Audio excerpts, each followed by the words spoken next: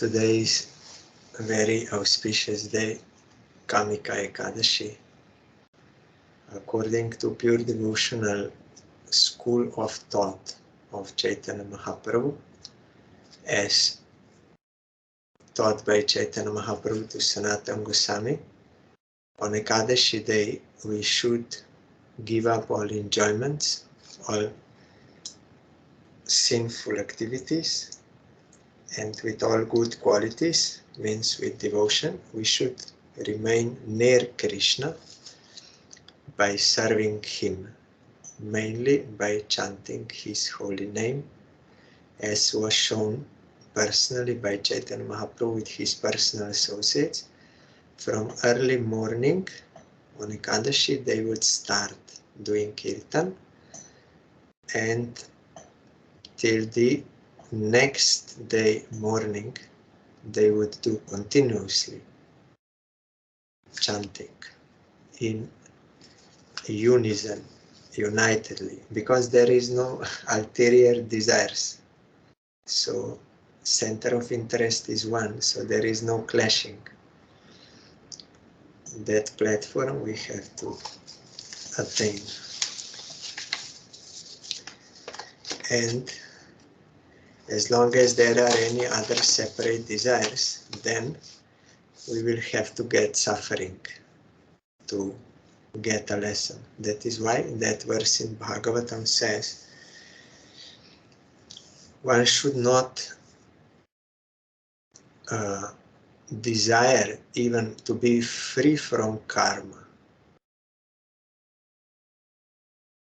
because that is also separate desire.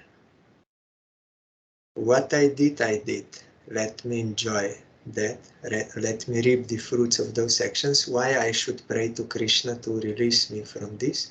He is not my servant, he is my master. My duty is to serve him, not to make him serve me. So what I did, let me get everything, and I will just submit fully to Krishna and serve him with body, mind and speech, and tolerating the fruits of my karma without blaming anyone for anything. When one can have such mood, then actually he can be free from all miseries, because he rectified himself properly. Any other action except pure devotion to Krishna will give suffering, and no one is to be blamed for this. We are hearing Bhagavad Gita, chapter 13. We heard yesterday, Krishna as Paramatman is the knower, monitor, enjoyer, etc. of our hearts. The Param Purusha, or the Supreme Self, that dwells in this body is known as the indwelling monitor, the looker on. Here it is in this sequence. I usually heard onlooker. The knower, the supporter, the enjoyer, and the Lord Supreme.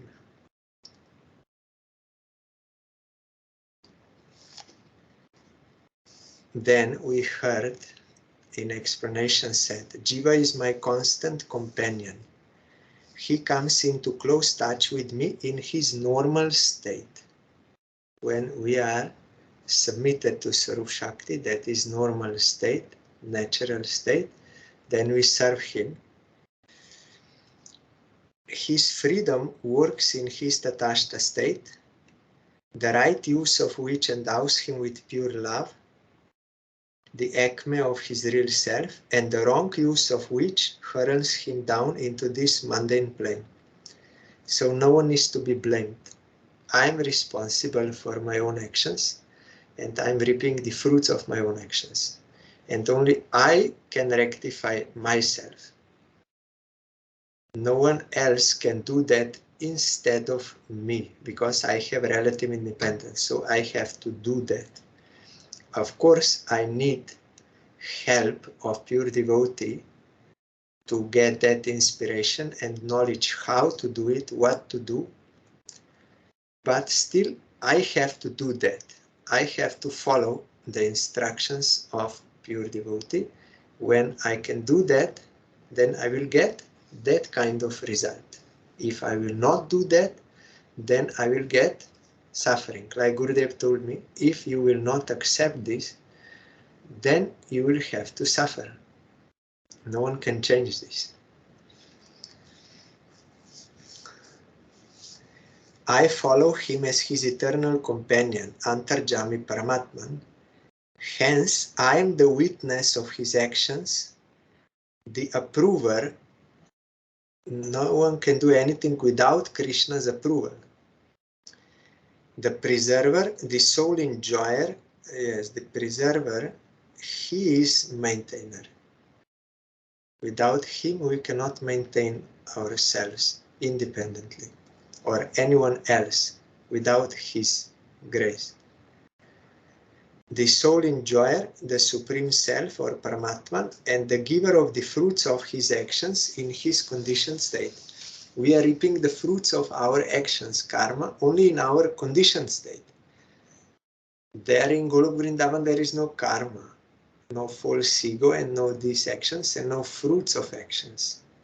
There only you are doing service of Krishna and you will get absolute bliss automatically.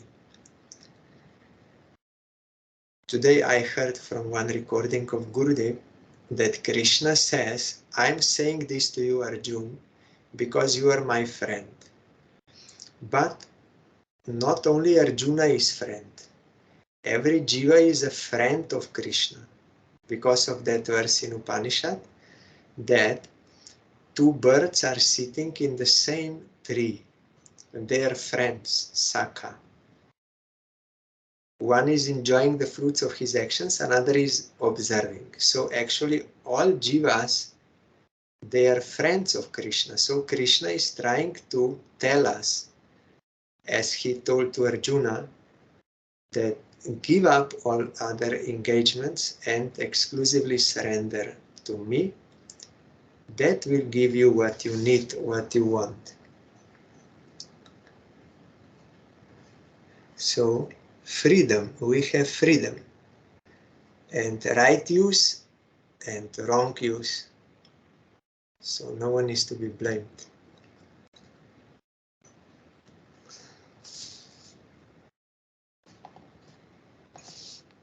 Next.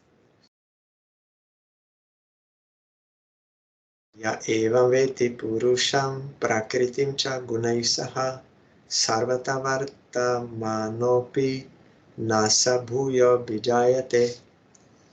He who is thus conversant with the knowledge of the principle of Purusha and Prakriti, with her qualities, shall never be born again, in whatever circumstance he may be placed in this world.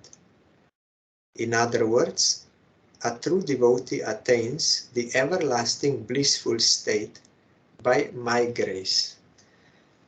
When one submits to Krishna and performs pure devotion to him, then he can realize this. What is Prakriti and what is Purusha, means the soul, Jivatma, and what is Paramatma. And the cause of Paramatma, that is Bhagavan Krishna. So one who knows this, he will never be born again, because already he is a devotee. So in whatever circumstance he may be placed in this world, always he will be engaged in the service of Krishna and always remembering him. And naturally at the time of giving up this body, he will also remember Krishna. So it doesn't matter which time, which place, all these things don't count. If one already got pure devotion, he will never be born again.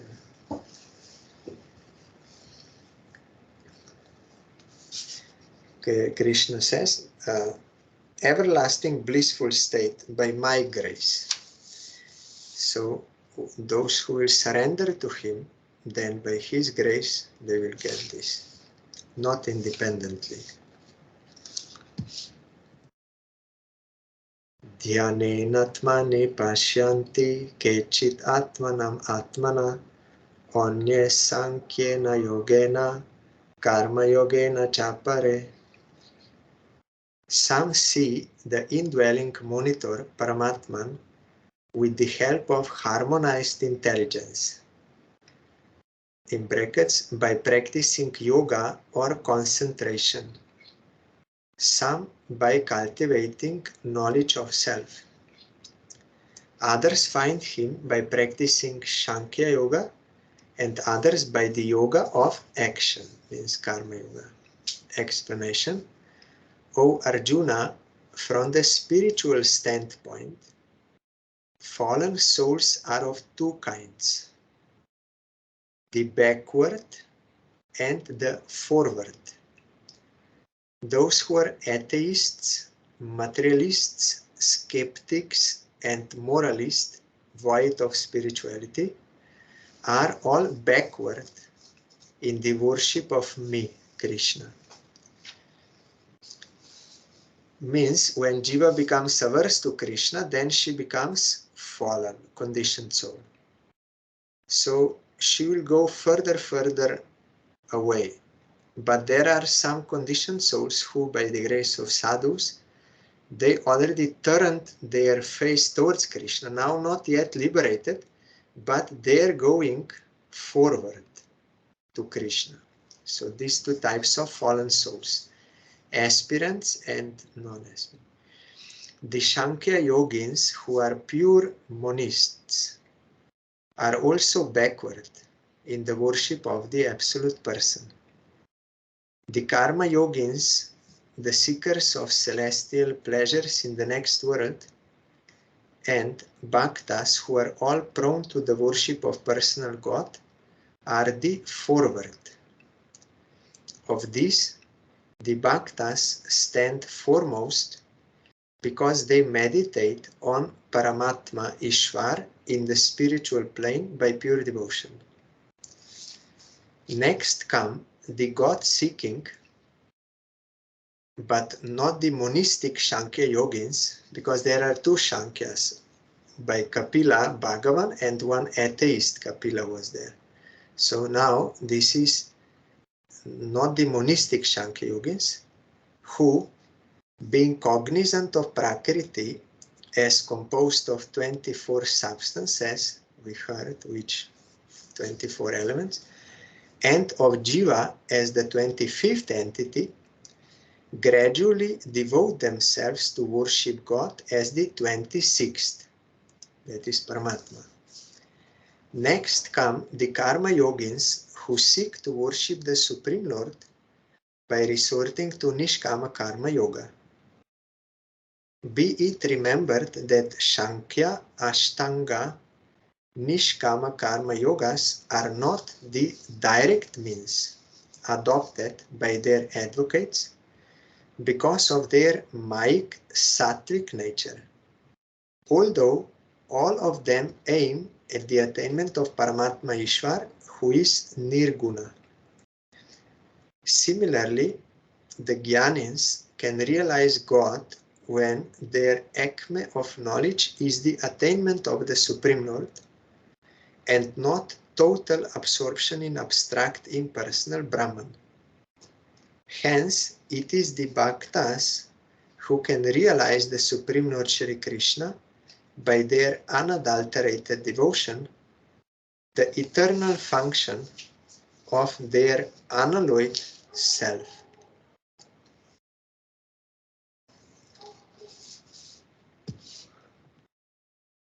Anyatvevam ajanantah Shrutvanyebhya upasate tepi chatti tarantyeva mrityum shruti parayanaha.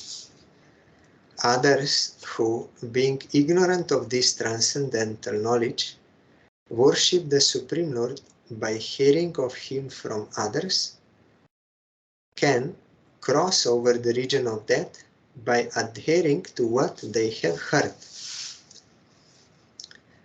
Explanation.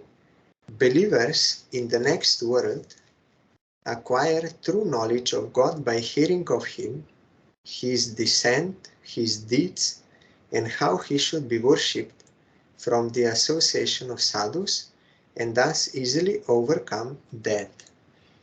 There in Raya Ramananda's Samvad, when Mahaprabhu was asking what is the ultimate goal of life and the process to attain it, Raya Ramananda gave all those gradual steps, from beginning of following Varna, Ashram, Dharma, and then offering the fruits, and then giving up false ego, then Gyan mixed with devotion, and then when he came to this point that one should totally give up all Gyan, Gyane Prayasam Udapasya. You should totally throw away at far distance this process of Gyan and Namantaiva. You should surrender. And by what means to surrender? To hear about Krishna from his pure devotee, one who has that transcendental knowledge, means he is a realized soul. He realized Krishna, so he can speak about him. If one will hear that Harikatha with faith, then that will be actual submission to God, and that Harikatha from pure devotee will regulate our life to serve Krishna. So there Mahaprabhu said, yes, this is where my teaching starts. That before what you were telling, that is all external to my teaching. My teaching starts from this point, that one should take shelter of pure devotee and hear Harikatha from him and devote himself to me according to that Harikatha. So here Krishna said that those who don't have a realization, they will hear about Krishna from those who know. And they will also cross over the region of death by adhering. Adhering means you have to follow, not only hear and speak, but do accordingly to what they have heard. So they are getting that from association of sadhus and thus easily overcome death.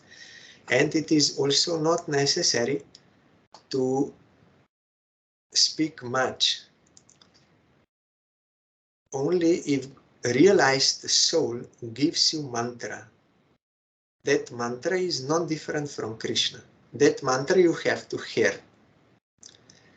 And when you will cultivate that mantra as per instruction of that pure devotee guru, then you will realize everything.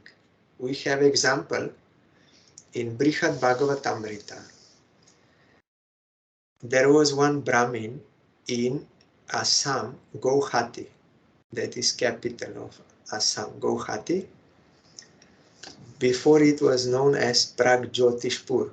So there you have seen, those who were there, there is one hill on top of which there is Kamakya Devi. She is one of those 51 parts of the body of Sati when she gave up her body, and then Shiva was lamenting. Then Vishnu came and with his chakra he cut her body into 51 pieces, and those pieces fell on the earth, and where they fell, from that part they made a deity of Kali or Devi, wife of Shiva, and one of them is also our Kali Ghat there in Calcutta. That is from her left foot finger of Kali is there. And in Kamakya, female organ. That is why Kamakya. So all those who are worshippers of Shakti, they go there to pray to her for a child. Our Gurudev's mother and father, they also prayed to Kamakya to have a male child. Before there were only daughters. Then they were praying, and then Gurudev came by the Kamakya Devi's blessing. That is why his name became, parents gave the name Kamakya Charan. Kamakya Charan. Charan, the lotus feet of a person, they are the most merciful part.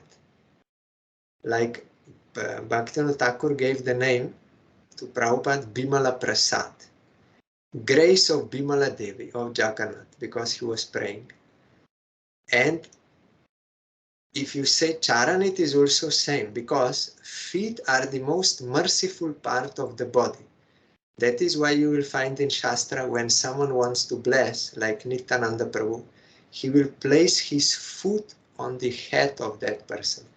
Or if someone wants the mercy of someone, he will fall at his feet. So feet are the most merciful part. So Kamakya Charan. So that Kamakya Devi, in Brihad Bhagavatamrita, Sanatana Goswami wrote, there was one simple Brahmin.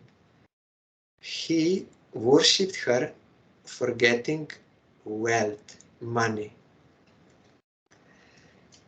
And after some time, she appeared to him in dream and gave him Krishna mantra and told, you chant this mantra, you will get what you need.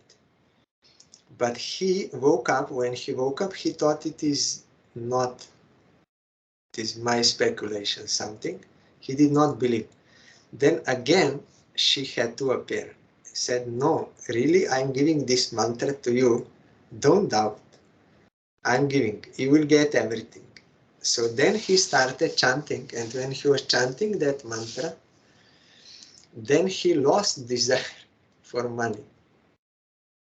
And inside his heart, he felt some transcendental bliss, by which he could realize that all this worldly enjoyment actually cannot fulfill one. That transcendental bliss is of superior quality happiness than this sense gratification. He directly could understand that, but not fully realized, just he understood this point. So he gave up his house and went to meet different kinds of sadhus and worshippers like this. He was roaming and going to know how, and still he was chanting, but he did not know the meaning of the mantra. Nothing he knew. He did not know about Krishna, nothing. But he heard the mantra. Mantra is not different from Krishna and you, but you have to receive it from realized soul. Then Krishna will be at the back. So if you submit to that mantra accordingly, according to your submission, that much it will be revealed. So then he came to, finally he came to Vrindavan, and there he met Gopakumar. And that was also arranged by Radharani, because at the end of this book, Gopakumar, after explaining everything to this Brahmin, he said, today morning Radharani told me that one my devotee is coming to Vrindavan, so you have to attend him, you have to help him. So Radharani sent that Gopakumar. Guru is always sent by Krishna to a sincere aspirant. That is arranged from above. You cannot get by your own effort. When you are eligible, when you are sincere, then you can get. By Krishna's grace. Or Radharani, that is same. So Radharani said, one my devotee is coming, but he did not know anything, this Brahmin. He came to Gopakumar and said, I got this dream, I got this mantra, and I got this experience, but I don't know. What is the meaning? What is all this? Then Gopakumar said, I was also in same situation as you. I was here, born in Govardhan, and I met my Gurudev, and he was always ecstatic. And one day he gave me that mantra, but he was so much ecstatic. This same mantra which you got, he gave me, but he was so ecstatic, he did not tell me anything further. What is the meaning or nothing. He just gave, and you have to chant.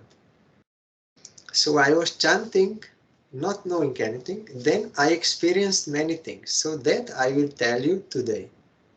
Then he explained how he realized everything, up to Golok Vrindavan. He realized by submission to that mantra. So like that, here Krishna says, those who are ignorant of transcendental knowledge, means they don't have realization of absolute reality, they will worship Supreme Lord by hearing of Him from others, either in the form of Harikatha or in the form of mantra, or both, or Guru will reveal the deity form of Krishna, but he will reveal.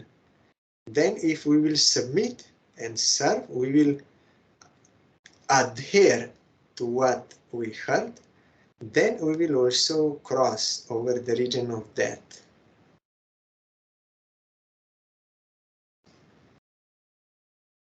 So how Krishna makes that arrangement, how he wants to reveal himself to us by some pure devotee, if we follow that, then it will take us to Krishna.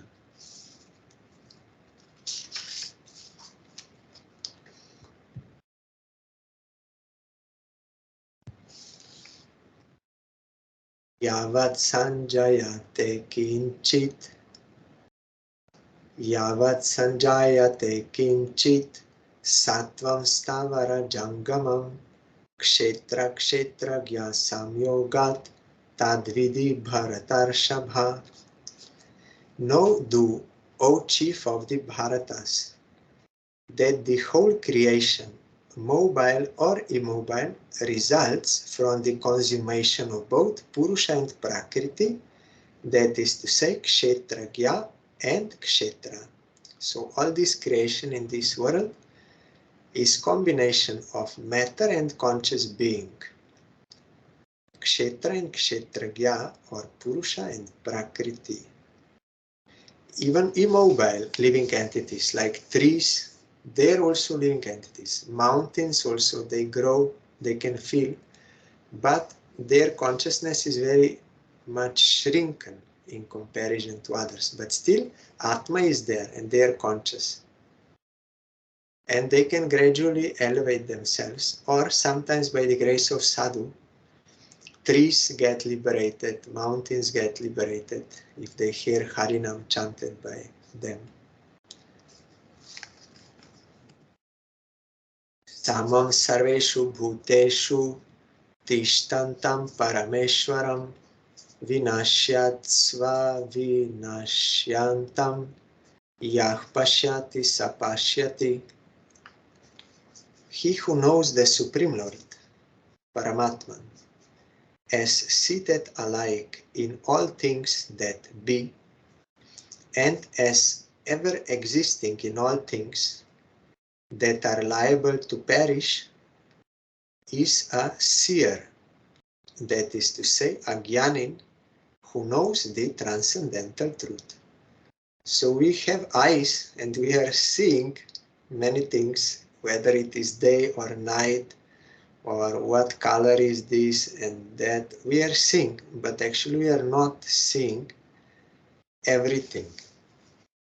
One is a real seer or a rishi, who can see Supreme Lord as Paramatma, as present everywhere,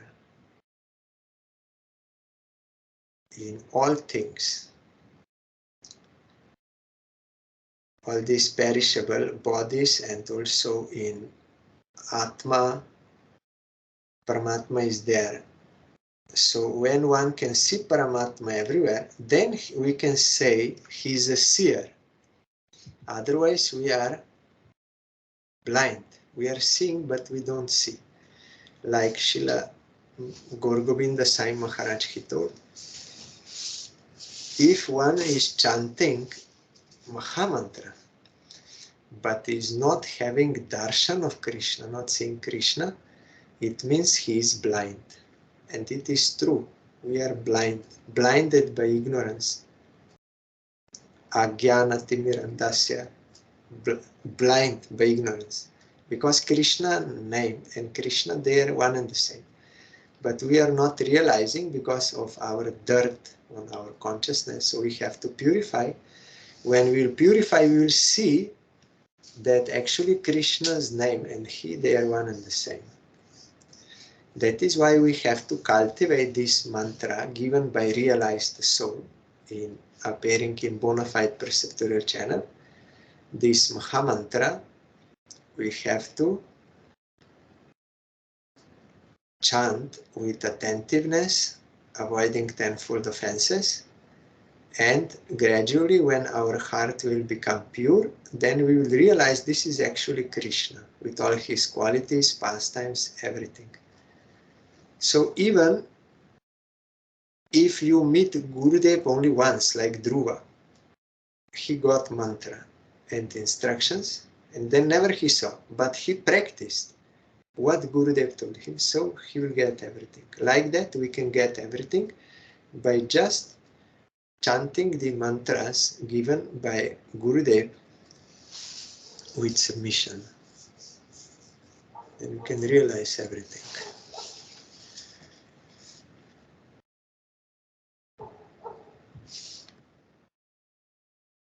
Samam pashyan hi sarvatra samavastitam ishwaram nahinastyaatmanatmanam tatoyati paramgatim. He who really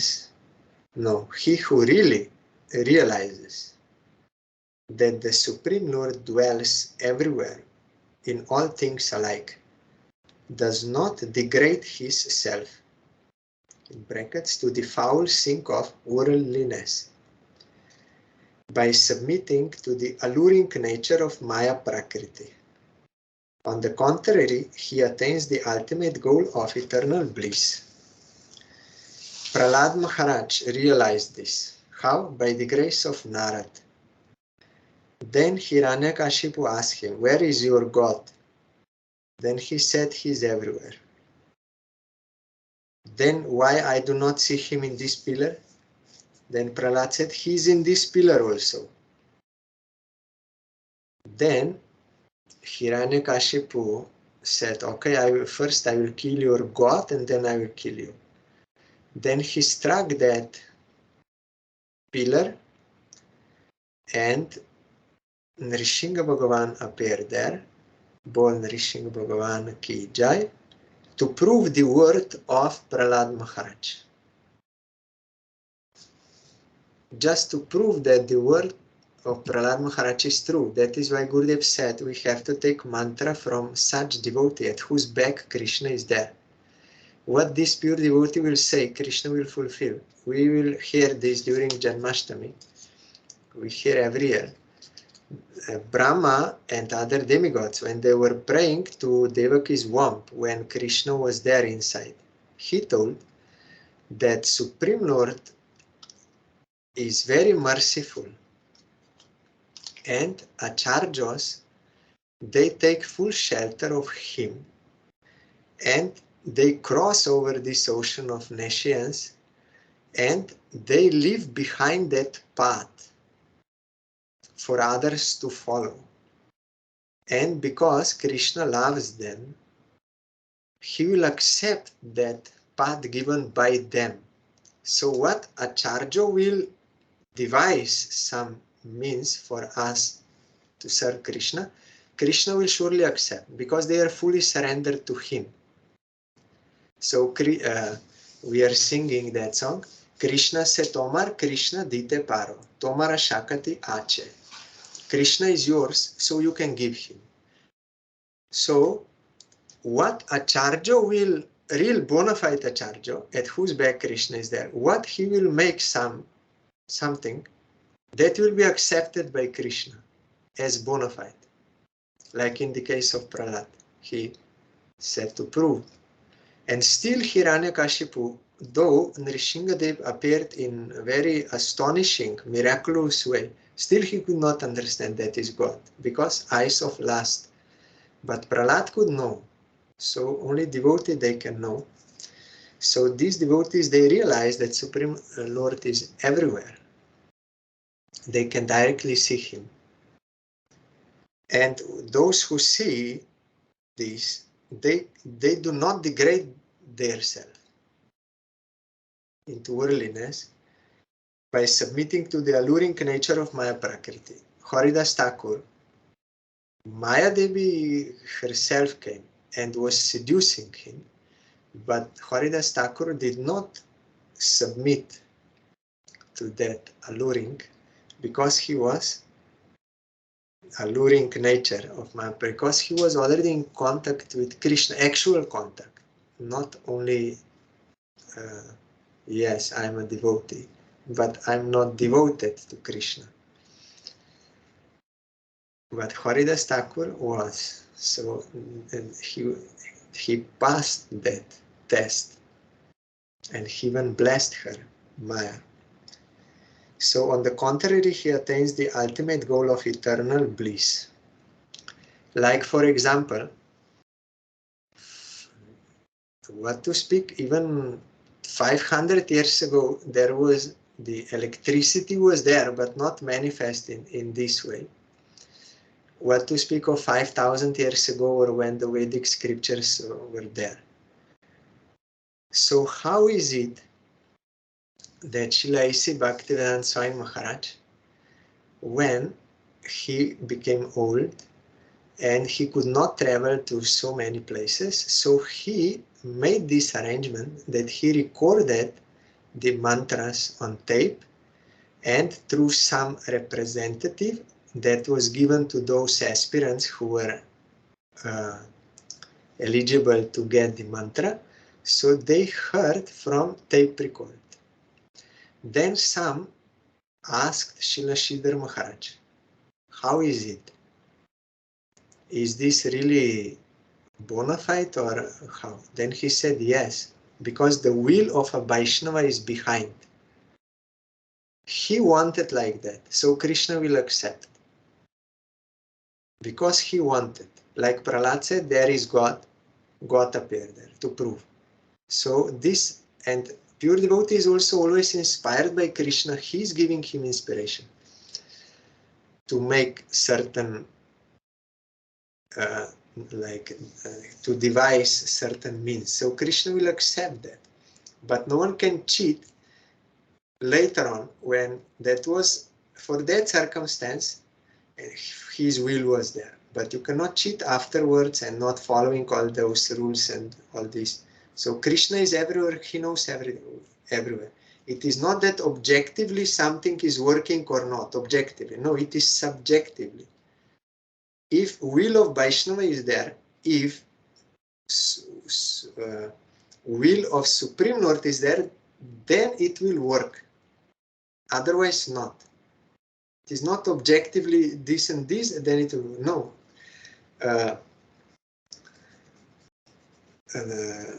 Narad Goswami also realized this. He was doing sadhana and got darshan of Krishna. Then Krishna disappeared. Then again he tried the same, everything did the same, but Krishna did not appear. Because then he was depressed and he surrendered. Then the voice of Krishna came. He said, that was by my will I appeared to you, to give you inspiration, that you will be encouraged to practice.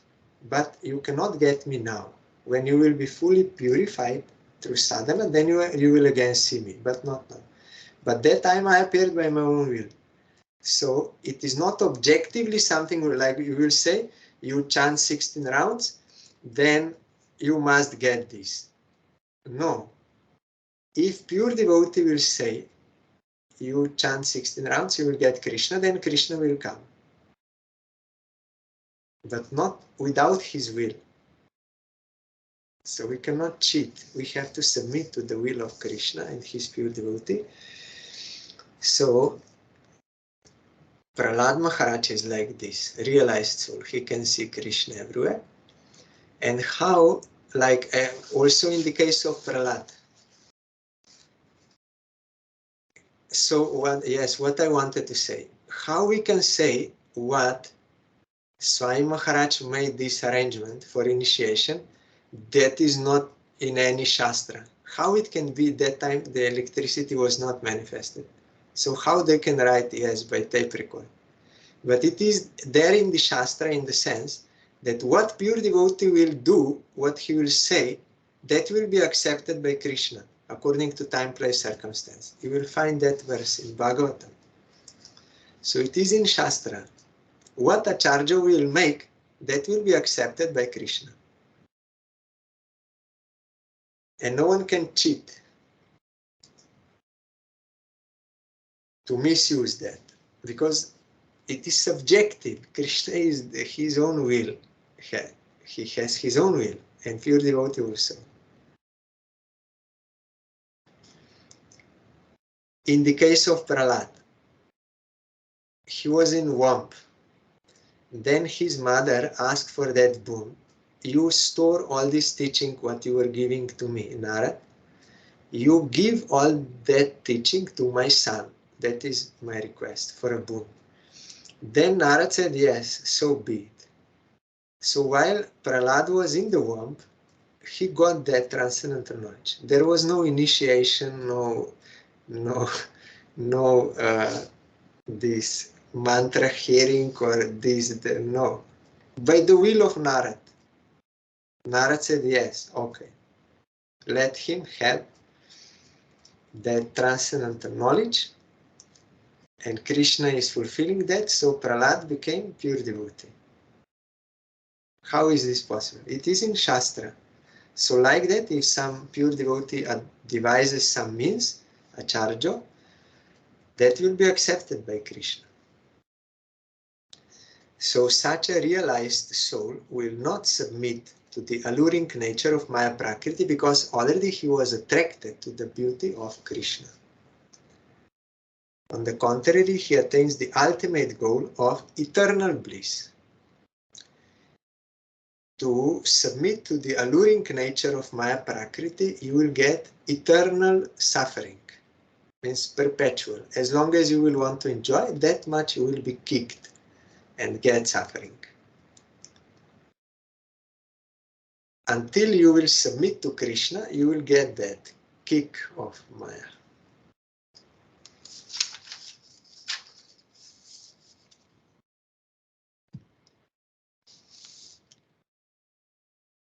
Prakriti-eva cha karmani kriyamanani sarvashaha yah pashyati tatatmanam akartaram sapashyati.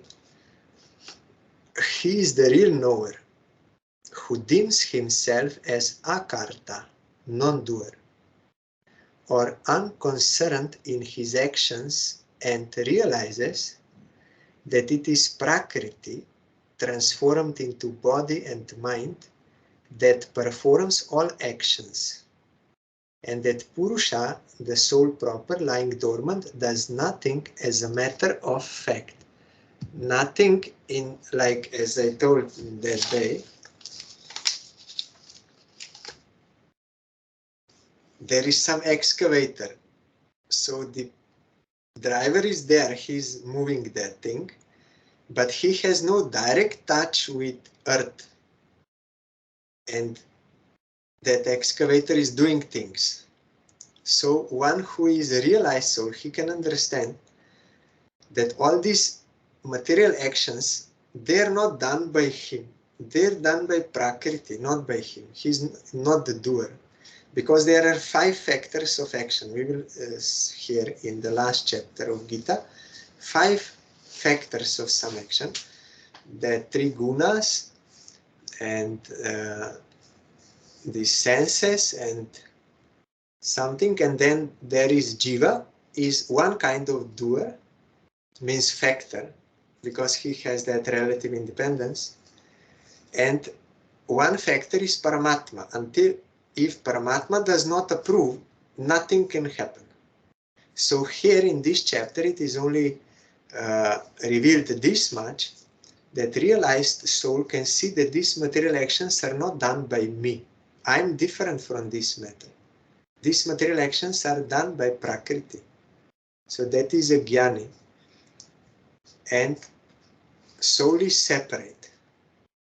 So he's not thinking I'm the doer. But it will be more elaborate, more clear, what kind of non-doer we are and what kind of doer we are. That is also in Vedanta Sutra.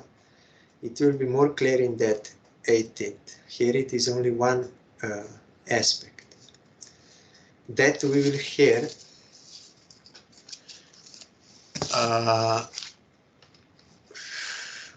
next Tuesday.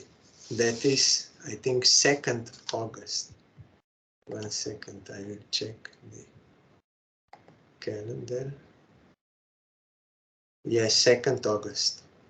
Because here, tomorrow, we are getting some Vaishnavas guests from India, and we'll have program for 2 days.